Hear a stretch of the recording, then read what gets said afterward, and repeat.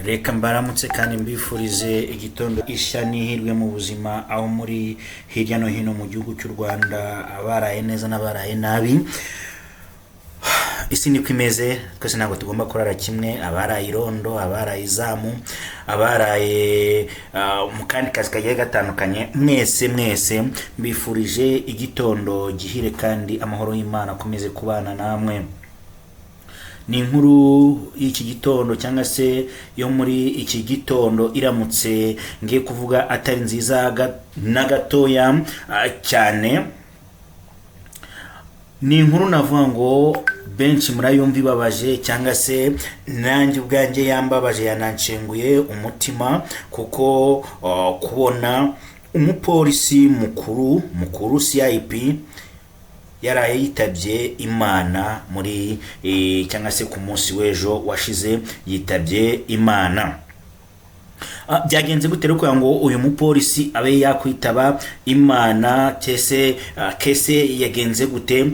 Amazina ye naho yaguye, ndikugira ngo ukore subscribe, like, share na comment, ubundi tuze kubana muri iyi nkuru yacu kuri aya masaha.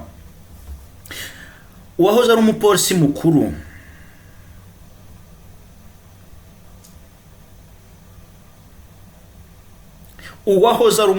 mukuru ni CIP retired Kamanzi Richard w'imyaka 57 y'amavuko. Birababaje. Uwahoze ari umupolisi mukuru muri Gasabo, uwahoze ari umupolisi mukuru yishwe n'igikuta cyagwiriye inzu ye. Polisi y'u Rwanda ikora mu mujyi wa Kigali yatangaje ko ibiza byatewe n'imvura yaguye kuri iki cyumweru tariki ya 22 Gashyantare yateje inkangu mu karere ka Gasabo, yahitanye ubuzima bw'umupolisi mukuru wari mu kiruhuko cy'isabukuru. Muti byagenze gute kugira ngo uyu mupolisi yitabe Imana? Kambaramburire aka gatabo ubundi mbabwire uko bimeze.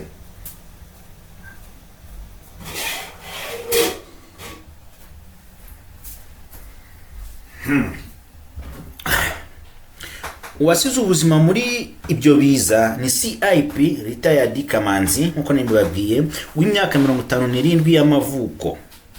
Ubwo urukuta rufata ubutaka rwasenyukiraga ku nzu ye mu kagari ka Kibagabaga, umurenge wa Kimironko, mu karere ka Gasabo.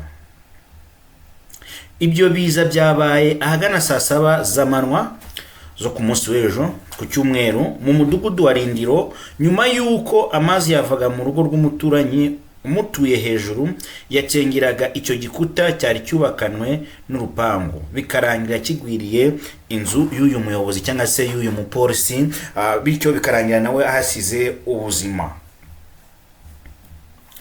Bivugwa ko icyo gikuta cyahise kigwira icyumba cya CIP retired Kamanzi yararyamyemo arimo kuruhuka. CIP mbabarire CIP Wararisi Gahonzire, umuvugizi wa polisi y'u Rwanda mu mujyi wa Kigali, yemeje itangazamakuru iby'ibyo byago byatwaye ubuzima bwa CIP retired Kamanzi. Yagize ati: dufashe mu mugongo umuryango we kubwo kubura umuntu. Ikibanze twahereyeho ni ukubashakira icyumba kubera ko inzu babagamo yasenyutse. Yasabye abaturage kujya bigengesera mu bihe by'imvura, anabasaba kujya bafata cyangwa bayobora neza amazi yo mu ngo zabo mu gukumira ibyago bishobora guterwa n'imvura impangukano. Bivuze ngo ni bamwe bahora batubwira ngo turinde amazi aturuka ku bisenge by'inzu, turinde amazi, dufata amazi neza ku buryo kuko amazi tuyafashe twayashyira mu bigega, yamazi turanga tukayakoresha mu bundi buryo ku buryo atagenda ngo ateze isuri cyangwa se yakwangiriza ubuzima bw'abandi bantu.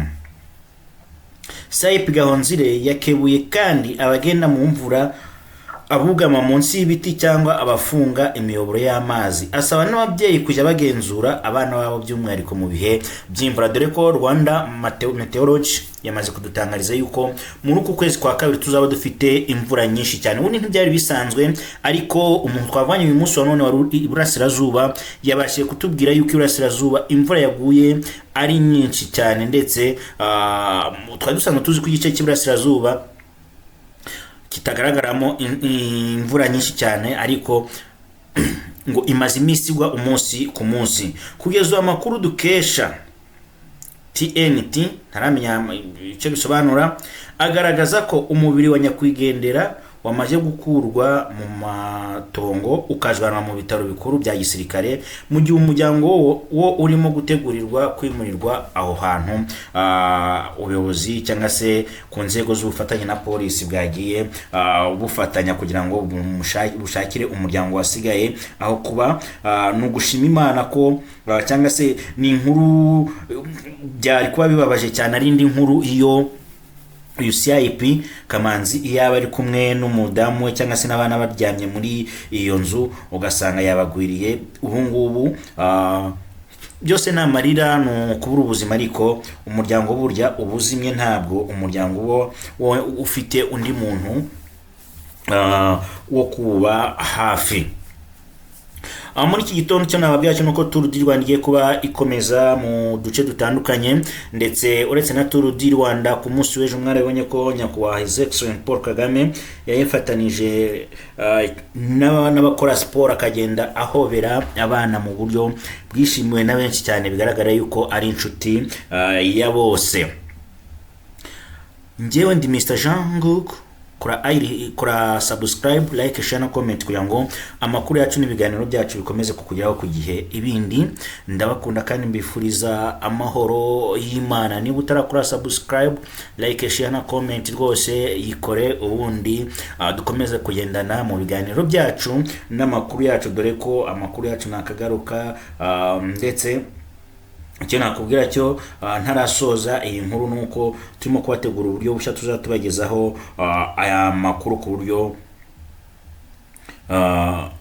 burambuye ndetse ku buryo bwiza cyane. Muri show biziho Marina ari kuvuga mu rukundo n'umuhanzi wamaze imyaka 5 bakundanye, ndetse bakaba barakiriye bari muzika we na Marina barakiriye inshuti zabo ku meza babereka aho umushinga wo kubana kwabo ugeze. Meddy na The Ben bari nk'umusozi Bruce Melody.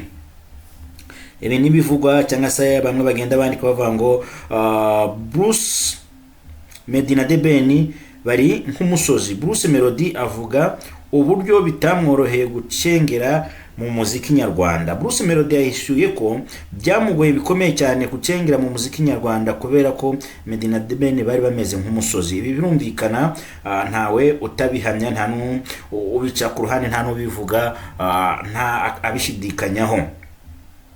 Mbifurije kugubwa neza, murakoze.